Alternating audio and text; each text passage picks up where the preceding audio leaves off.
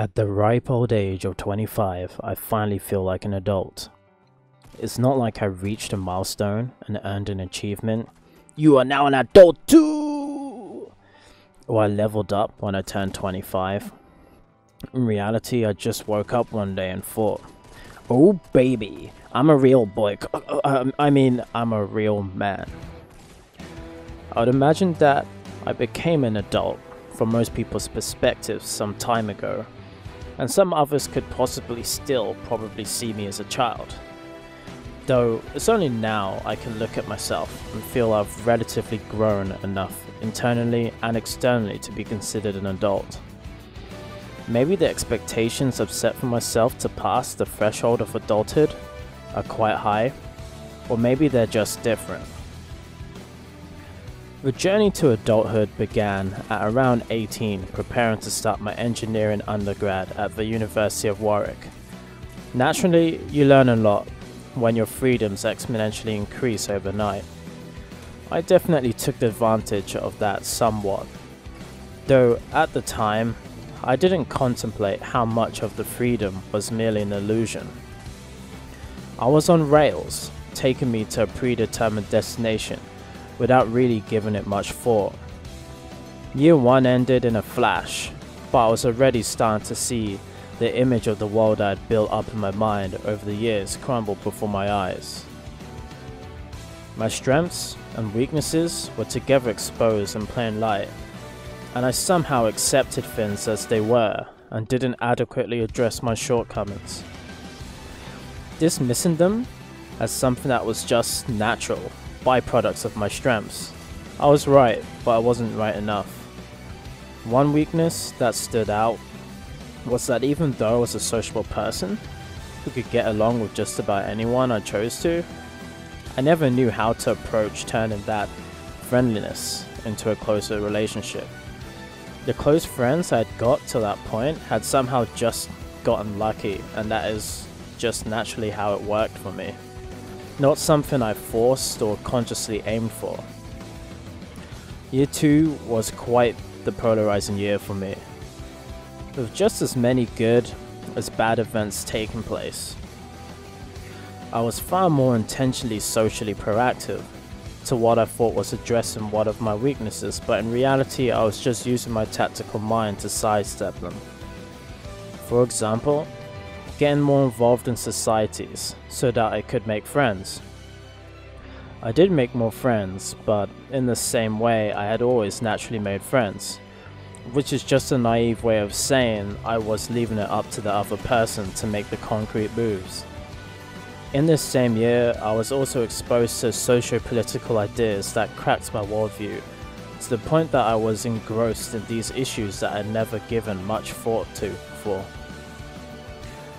I was always a lazy academic, but this made me care even less about my degree. In the grand scheme of things, somehow I managed to scrap by maintaining a 2-1, only because the last minute cramming session I enjoyed with close friends I'd made. Year 3 is when we specialize in our degrees, and my friends and I picked a different specialization, meaning studying together was no longer practical. I had zero motivation to do work alone. My terrible attendance rate only got worse. Overall, my attendance was probably less than 20% and closer to 10% over the 3 years, which is easier to believe after knowing I skipped a whole term of lectures at a time. Over Easter holidays, I had done my calculations. I could still possibly get a first if I got some strong firsts at my finals, as I was sitting on a mid 2-1.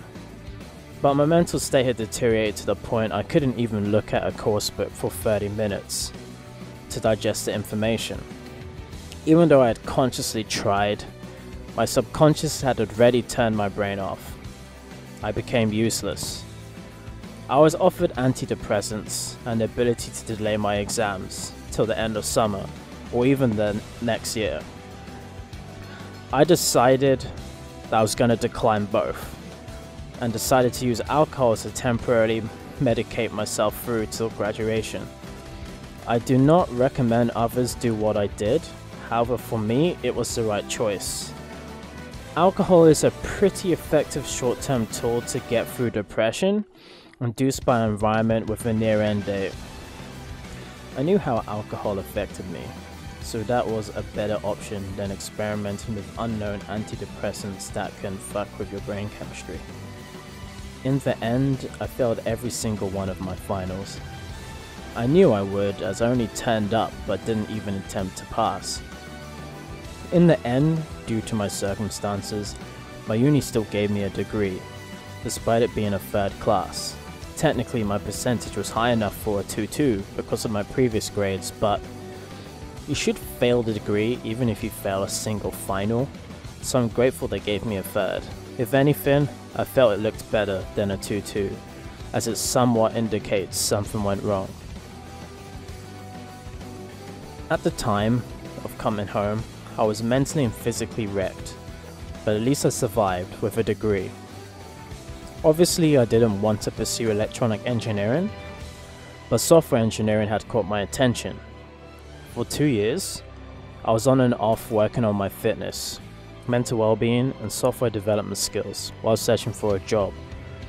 During that time, I undertook an open remote master's level seminar at the University of Columbia in the city of New York for artificial intelligence.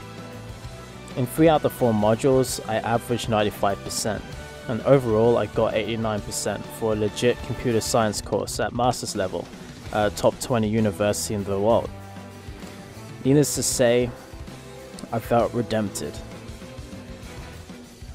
I considered trying to apply for the full master's PhD program and go through the visa process, as I love the US.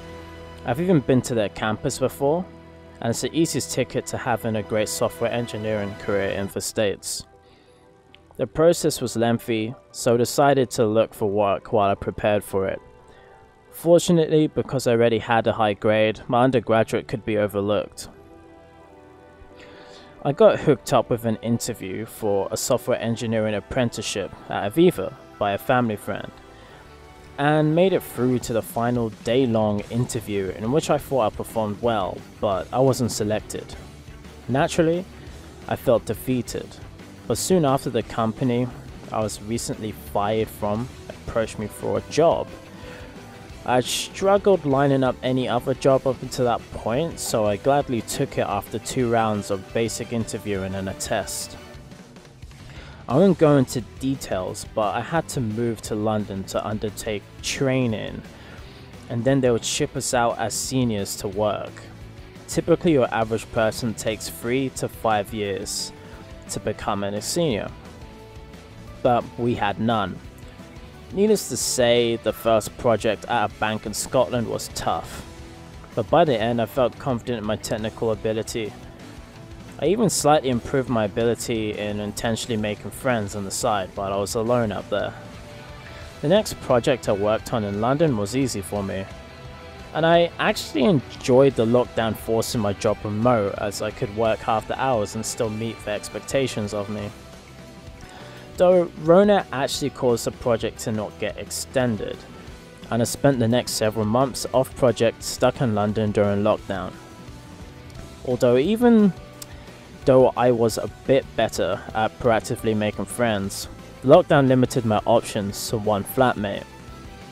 All I can say is it was alright. She was annoying as fuck, but I put up with it. Though eventually I even gave up on that. Even though it's obvious, I only then realized that the reason I've ended up in about 5 friendships to this day that I've had to delete is because I kept on leaving the parameters of engagement wholly up to them. That's the kind of guy I am, and it usually works out great for all the close friendships I have till today. Though it does open me up to getting taken advantage of by narcissistic people.